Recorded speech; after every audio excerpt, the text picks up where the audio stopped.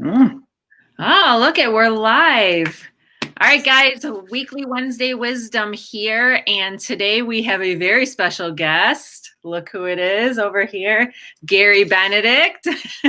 I know it's opposite, right? What's up, Vanessa? And yeah, Gary, guys, he's an old school headhunter. And I'm sure a lot of you guys have experienced that out there, but now he's transformed, basically evolved, and he's known as a red tape ninja. Well, both of us kind of are. We don't settle for anything. We're pushing to get everything better. And he is on here today because we are going to be talking about what you guys all are questioning, getting frustrated with, annoyed with, overwhelmed with, recruiters and ghosting. Gary, what do you know about recruiters and ghosting? Well, I know way too much, unfortunately. I want to admit first that I have ghosted candidates myself. So, I'm very passionate about this topic, Vanessa. As you mentioned, I started off in the headhunting scene. This is pre LinkedIn days, and it was 100% commission, full desk environment, just like you would think any kind of like pit or boutique staffing firm. Then I moved into corporate TA, and this is where I really got a lot of insight into the breadth of candidates that are interested in each individual rec that is posted, internal or external, right? So when I was running talent acquisition for a big box retailer, we touched well over 1 million candidates. Wow.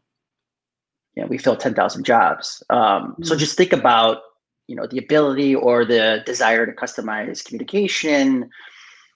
Some jobs, some recs have a higher prioritization in the business, et cetera, et cetera. So that is, when I entered that industry on the corporate side, I was just a individual contributor owning recs, supporting about 5 or 6 business units.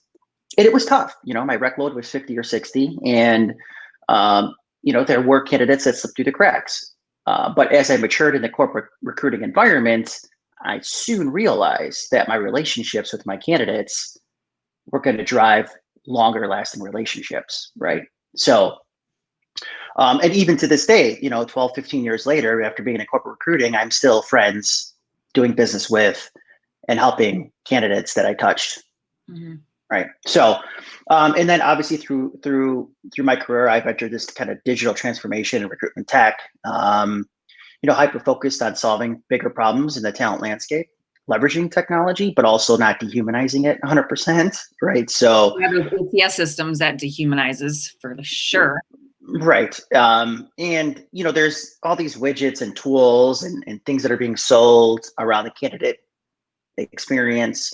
But I'm sure we'll get into this conversation. I think there's just a huge opportunity in the workforce to elevate the game when it comes to the actual person owning the rec or the in-house corporate recruiter.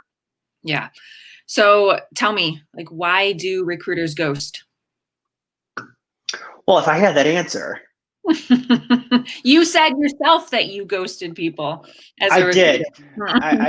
I did. And so, and I don't want this conversation and this whole ghosting to be, glass half empty. There are extremely awesome and polished corporate recruiters. They're out there. And for those that are out there that are listening, it is very easy for you to differentiate yourself as an in-house recruiter, especially today, because the candidate experience is so poor and almost at an all-time low, Vanessa, right? Mm-hmm. So if you can actually elevate your game, be responsive, in there's really 3 things I think there needs to be a focus. And to answer your question, I think there's a lack of understanding around transparency, right? So being that conduit between the company you're working for and your candidate pipeline.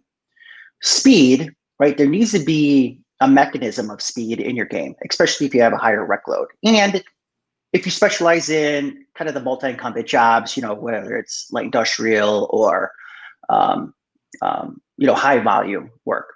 And then obviously, I think the most important piece that just isn't a priority for the in-house recruiting function is personalization, right? I mean, you're a human being. Every single candidate that you're talking to, and disclaimer, I've also been a candidate, and I know candidates can be a little crazy, right? So Yeah. you need to personalize the experience, and you have to understand the psychological effect you have on candidates, especially if you ghost them, right? What and how does it impact their relationship with their significant other?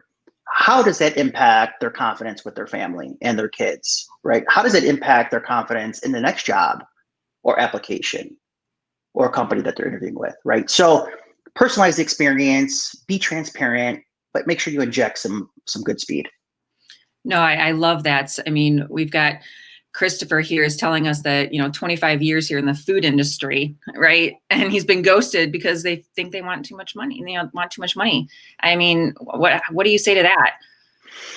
Well, over the last half a decade, there's legality issues around how you talk about compensation with your candidates, right? So, Christopher, if you're getting asked what you're making and what you're looking for, that's a red flag, right? You need to report that.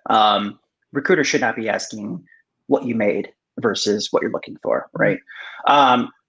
Secondly, 2020 has been a really interesting year, as we all know, and as we're all feeling, right? Unemployment, touched 30 million. I think it's dropped down to about 22, 23 million right now. There is an oversaturation of candidates. So, I don't want to put all the accountability on the in-house corporate recruiter. There is effort that is needed by the candidates to brand yourself differently than the other dozens, hundreds, thousands of candidates that are probably applying for the same role, right? And how do you do that? The candidates to do that. How do you do that? Well, I think it's getting creative, right? I think, just using the same templated resume for all your job applications is not going to work. Yep. Right? You need to customize your approach. You need to customize your submission to the job, and you actually have to leverage the social landscape, right? So whether it's LinkedIn or, you have friends that know people at that company. My advice to candidates is, sure, apply to the job, but as we all know, there's this black hole perception, right? And a very small handful of candidates that apply even hear back, right? A very small, right? So in order to differentiate yourself, I actually suggest doing some work outside the applicant tracking system or the job URL that you would apply to, and scrape the internet, scrape LinkedIn. If I'm first connected with somebody, I'm more than happy to make a connection, right? So I'm always making connections inside of organizations where friends, family members, old candidates I've spoken to have reached out and said, do you know anybody at Sears Holdings Corporation, right? Or do you know anybody at Bank of America? I might not know the hiring decision, the maker, but I'd be more than happy to try to get you in closer to whoever's looking at that resume coming through the other side of that applicant tracking system.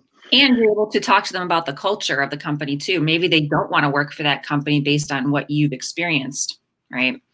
True. And of course, so, in confidence when you're networking and trying to learn more about the organization, that person should be transparent with you, right? They should say, well, you're involved in the job seeking process in the marketing department. That's okay. But, I've read some things or I see some things in IT that this is what I want to discuss, or vice versa, right? So I do think that there needs to be transparency, even if you're not an in-house recruiter and you're just in the industry trying to help.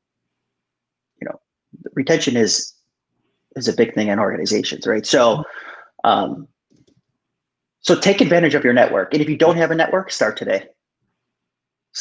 Right? I have friends, personal friends that are in the finance industry that are looking for a job and they don't even have a LinkedIn profile. Right. So it's out there for a reason. It works. And the power of networking is invaluable. It is. I mean, I was reading something a couple of weeks ago that by the age of 20, we all have about 2,000 connections. So even if you have a LinkedIn profile, I mean, obviously we both know how the power of LinkedIn, but even if you don't, your doctors, your dentists, any handyman that you've had, right? All those people you can connect with too.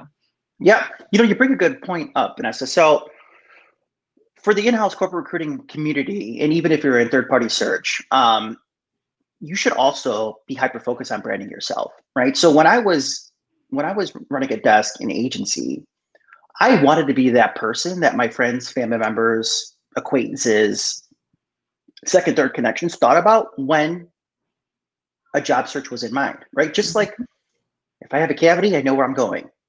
If my car breaks down, I know where I'm going, right? So be that person that your community, that your network, that your friends and family go to when they have any questions about the economy, about a job search, and about how to get a job, right? So just make sure you're picking your swim lane and you're staying in there, and brand yourself. Yeah, don't try to be one to everyone, right?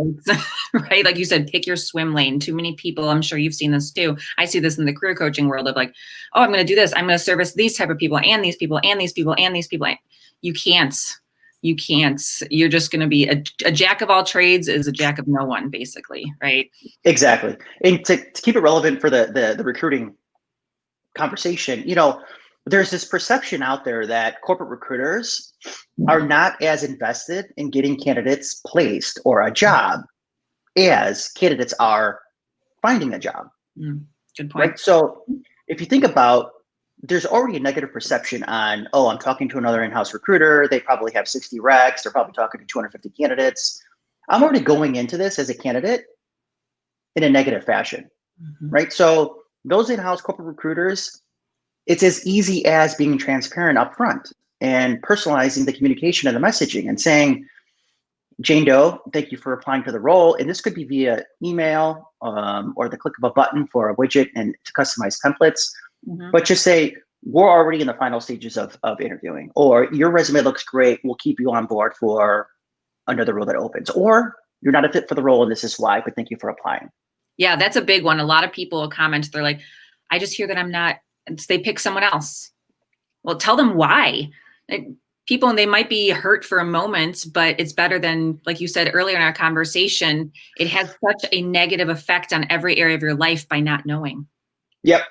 Yeah. And you know what's crazy is that even candidates that do get an offer at an organization that had a bad candidate experience, 50% of those, or 1 out of every 2, will turn the job down.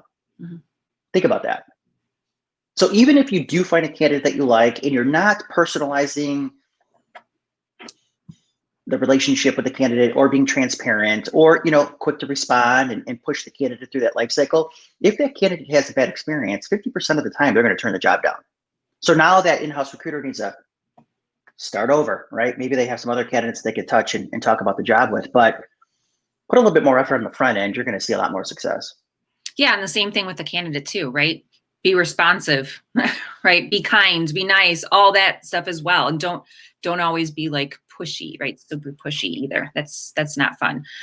So tell us, like, what can the candidates do when a recruiter ghosts them? How do they follow up? That's always a big thing with them. Well, this is where it gets a little shaky. So I know that there's, and I'm talking to candidates every day, all day, Vanessa, and I'm in a half a dozen Slack channels about candidate ghosting and in-house recruiting and stuff like that. I am hyper focused personally on empowering the job seeker. Okay, so in a previous role of mine, I ran a marketplace where we objectively rated a few thousand in-house recruiters that use our platform to fill jobs, right? Permanent, temporary roles, etc. It's proven that there are in-house corporate recruiters that not potentially proactively or voluntarily are just not focused or invested in the candidate getting the job, like I mentioned earlier, right? So to answer your question, I feel like the job seeker community that gets ghosted needs to speak up, right? And I know when I try to coach individuals that reach out to me to say, I've been ghosted by XYZ company, I talk to them and saying, post it, talk about it in a professional way. You don't have to say, Frank at XYZ company stinks. Make sure that we talk about the experience publicly. It is happening. It is happening. But I think there could be another layer of transparency where you're mentioning the company or you're even mentioning the in-house recruiter. Now, I know that sounds crazy and people are like, well, I don't want to give myself a bad name in the industry. But on the flip side, we have to stop enabling this from happening. Exactly. Mm-hmm. Right. Yeah. So just like, the power of feedback, the power of the job seeker community to work together to fight this kind of systemic problem that's been going on for a few decades. Mm-hmm. Sure, there's chatbots and there's AI and there's widgets that you can plug into your applicant tracking system to help with the flow of candidates, and there's parsing and stuff like that. But the problem's not going away. Mm-hmm. Right. So we need to be vocal. We need to create a community, and we need to build a platform to prevent this from happening. Yeah, exactly. I mean, it's frustrating, but think about, like, right, guys, when we go to a restaurant or anything like that, we're reviewing all the other reviews of that company, basically, right? That's a company that people are reviewing, and it's going to depend on whether you want to go there or not. I tell my candidates all the time too, this is a little tip, guys. If you're looking at a specific company that you want to work at and you're like, well, how do I fit in the culture? Go to LinkedIn, type in that company name in the search, and then hit enter, and you go to the content tab. You're going to see all the people who are talking about that company and telling you how good or how bad that company is. That starts with the culture there. And that has a lot of impact on the organization and the type of people that work there too. Okay. Just like, and I've seen people talk about the hiring process in that content tab too. So that's a place that you guys can start, is like Gary said, talk professionally about it. You don't want to just start bashing, because, right, once something is online, guys, it's online forever for the most part, right? So you want to be careful of that, but you want to also, like he said, get the word out there. It's like Gary and I are both about, like, creating some chaos around things that are going to make change. And this is making change here. Christopher said, can you recommend a recruiter or recruiters here in South Florida to contact that will actually not just say, I can keep your information and you never hear back, and you actually see a position on Indeed with that same recruiter and they never contact you? Well, so the first part of the question is, sure, Chris, I could definitely refer you to somebody in South Florida. Secondly, let's not drive each other insane, right? If we have a bad experience with a company or an individual or a third-party search recruiter, it's probably going to happen again, right? So obviously, there are other indicators that are uncontrollable with the recruiting community, where they have, again, a high rec load, or hiring managers just aren't invested in feedback, or there's a legacy tech stack around applicant tracking. I get that, but let's not try to expect a different outcome by doing the same thing, right? So if you're talking to third-party recruiters in South Florida that you're just not hearing back from, one, as I mentioned a few minutes ago, is let's talk about that publicly, right? There's So a really cool. Talk about that. So there's a really cool platform, and I'm going to plug in my buddy Adam Conrad, who owns Great Recruiters, right? So Great Recruiters is actually a safe review platform that candidates can actually talk about their experiences with third-party recruiters. Is it greatrecruiters.com? Is that what it is? Great Recruiters. That's right. He's building something real cool, right? So that actually will give you great insight into staffing firms, search firms, recruiters at those staffing and search firms, how many candidates they've touched, what their experiences have been. There's categorically numerical values to each part of the candidate experience, whether it's responsiveness, professionalism, et cetera, et cetera. Check it out. It's a pretty deep and wide platform that exposes the good and the bad. That's good. Anywhere else that they can share their experience to empower the job seeker? Well, this is what's interesting, Vanessa, is I think there's a huge gap around a platform that exposes this in the corporate recruiting side. Like, obviously, Indeed has a tab and Glassdoor has a tab that you can learn about the candidate experience, blah, blah, blah. But in my opinion, it's very high level. Mm-hmm. And it's mundane. I want to drive down deeper. I want to talk about the good and recommend and provide recognition for the awesome in-house recruiters. Yeah. But there should also be accountability put on the not so great in-house recruiters. Mm-hmm. But I also want to add that there's really no avenue or platform or awareness for people entering the industry, right? There's no Harvard for corporate recruiting. Yeah, who says, I want to go grow up and be a recruiter and go to school where, right? Right. So, and it's a very low barrier to entry in this industry, right? The way that I got into recruiting wasn't, I didn't go to school for it, right? It was a buddy who was trying to get me a job, who worked at a firm, and boom, the rest is history, right? So, um, you know, in order to create or elevate the next generation of in-house recruiters, there needs to be something built in order to do that, right? So I think there's a huge gap in what that looks like around that build, that cross-skilling, that upskilling, that continued education around in-house recruiting. Now there's cool programs and kind of certifications and things of that nature, but let's create awareness around that. Let's make this a real important job for people graduating high school, college, just like they would getting into HVAC or law enforcement. Or in-house recruiting has such a psychological effect on our community. It's insane. Well, it is, because recruiters are dealing with people. We're all people. And if you don't know how to deal with people, communicate with people, it has such a negative effect on our overall community, right? It has an effect on your personal life. Like you said earlier, if you're not getting if you're talking to people, if you're, getting bad feedback or no feedback, it leads into depression as a candidate, right? It leads into all these different relationship issues, things like that. So if you're a candidate, like you said, that elevates, knows how to communicate, goes through this Harvard of recruiters, right? They're going to be differentiating themselves out there and really helping our communities and our people be better. Right. So think about this. So if I provide Vanessa a bad experience as a corporate recruiter, you're interviewing with the company I work for, and say, let's go through the first path. Things go well. It's an okay experience. They make you an offer, but there's a 50% chance you'll turn down a job because you don't like working with Gary Benedict, right? Second example, you apply, you have a bad experience up front. Gary Benedict doesn't respond, or he's not transparent, or he just doesn't personalize the communication, and you get ghosted. There's only a 20% likelihood that you'll reapply to that company ever again. So not only are you providing a bad experience, but you're also limiting the ability to hire good candidates in the future.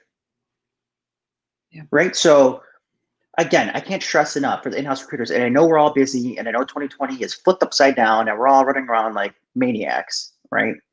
But things will normalize, and then there will be another war on talent. My suggestion is to put more effort on the front end of the cycle. Talk to your candidates. This is before they become an employee. I'm talking about the candidate experience, not the employee experience. So just put more experience on the front end. Talk to them. Yeah. Be transparent. Provide feedback. It will go a long way, I promise you. Yeah, because they'll come back. They will. If you've provided that great experience, they'll come back. Whether it's a referral, whether it's them looking for another job, they'll come back. They definitely will.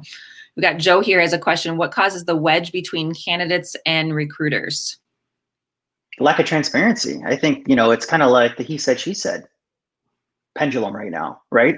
And as I talked about earlier, there's really no platform to be transparent and talk about this, right? It's like there's a silo talking about it, and then there's another silo talking about it, right? So it's like, it's like the East versus the West and the North versus the South, right? It's the in-house corporate recruiting community that,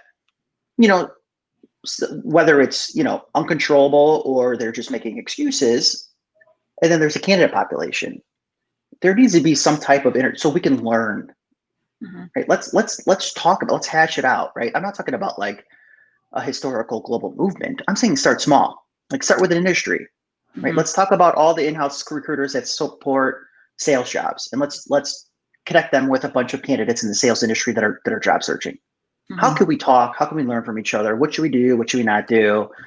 And this is going to be dynamic based on job type, level, part of the country, product or service you're selling. Right. So we're building just thick silos, and I think it needs to kind of break, and we need to start communicating. Yeah. So, do you recommend that people, you're talking about to create something here. Do you recommend that these candidates and even recruiters maybe are creating groups on LinkedIn to talk about the stuff, or Facebook, or do you foresee something coming? What's going on? What do you think? Well, I have a couple of passion projects that, again, that I'm trying to empower the job seeker. What I'm trying to do, Vanessa, is just stabilize or balance the power, right? So, and I get it. Candidates don't pay in-house recruiters to get their job. Companies pay in-house recruiters to manage the workload, right? But right now, the power is so off balance where there's so much subjectivity in dispositioning candidates and hiring people. I saw it firsthand where, we worked with a large bank and they had 300 in-house corporate recruiters that are managing 40 to 50 recs, which is a high rec load. But on top of that, they really didn't have a relationship with the hiring manager, or they really didn't know the job. Even specifically if it's a technical related role. Therefore, they really didn't understand what type of candidate they needed. So think about the subjectivity of dispositioning candidates. Then on top of that, pat in, if a candidate had a bad experience, 80% of the time, they're not going to reapply to that large bank, right? So, we just need to put, a lot more influence in elevate the in-house recruiting game. We don't, whether that's our current community and skills and training, but I'm just trying to balance this kind of power. Yeah, and this kind of goes in line with what Joe just said. What, if anything, are companies doing to hold recruiters more accountable for their performance with candidates? That's a great question, Joe. Each company's different, right? So, we've been interviewing and surveying organizations, and a lot of organizations, I mean, they're all ran differently, Joe. So some recruiting functions have a group of sourcers, and then they have recruiters. Some organizations have full desk recruiters where they need to do the sourcing, the vetting, the attracting, the management of the candidate through the entire life cycle. So, there's mechanisms in the technology stacks that the companies use, like Net Promoter Score and surveying of candidates and their experience with the recruiters. I don't know what people do with that information, though. That is a good question. You and I both worked in large organizations, and who knows what they do, right? Who knows? Yeah. But good questions for sure. For sure. Yeah. I mean, so when I ran in-house recruiting and we had a large group of recruiters, we would score them on three things. It would be candidate Net Promoter Score. So we would survey the candidate to say, how was your interaction with Gary? We would survey the hiring manager to say, how was your experience with Gary and the candidate? What was the overall experience? And then third, we would measure quality of hire. So is the person that we hired 90, 120 days ago the same person? Or was there kind of that too much of a salesiness, right? Like, just hire the person, they'll be fine. Because then you lose trust with the hiring manager if that person doesn't stick, right? So, and then there's different ways to monetize or to pay in-house recruiters in a creative fashion versus just you get paid the same whether you fill 10 recs or 20 recs each week. No, that makes sense. So as we close out here, Gary, what is like one solid tip that you can give both candidates and recruiters out there to make this candidate experience better? So I'd say on the candidate side, be more vocal, talk about it. Don't be shy. What's the worst that can happen? Nothing. Right? Just, let's break the systemic problem. For the in-house recruiters, spend another 3-5 minutes up front. Build your templates. You can send mass customized templates with a click of a button. Spend some time and create those messages, right? Have your templates and send it. That's a differentiator. Some candidates don't hear that. And just, talk to your candidates, be transparent, provide feedback. Just don't fall in that category of ghosting. Yep. Here's actually a really good question here. So Sheila tends to pass by jobs posted by recruiters because they don't reveal the company. Can you speak to that?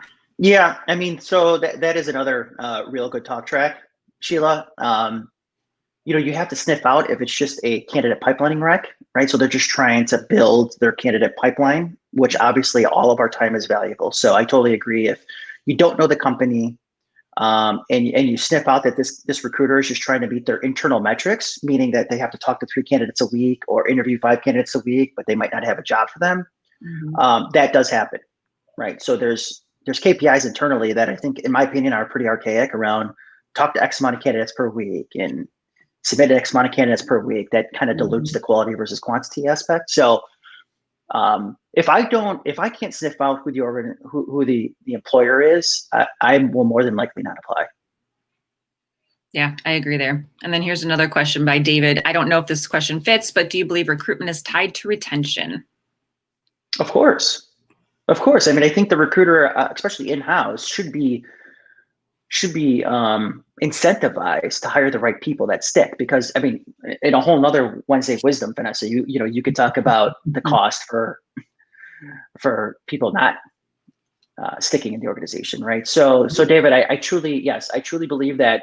So think about, like, the in-house recruiter owns the talent market. They should be aware of what's going on, the ebbs, the flows, industry, economy, pay rates, etc. That's your job. Mm-hmm. The hiring manager is responsible for making the decision. So you have to work together to make sure that they're making the right decision on the right candidate, so that the candidate stays for a long time, right? So it should be, the workflow should be, candidate is the face of the market, the hiring manager makes the decision. Mm-hmm. I think that's good. That's absolutely good. All right, guys. So we are going to close out here our weekly Wednesday wisdom. If you have questions, continue to comment on the threads here. Myself and Gary will reach out to you. And thank you, Gary, so much for sharing all of your valuable information. Guys, he's a rock star. This way. He's a Chicago fan like me, so we're good. We're good buddies here. But anyways, you guys enjoy. Yeah, right. You got yours and I got mine here. So Yeah. You guys enjoy the rest of your Wednesday, and we will see you next week. Thanks, Vanessa. All right.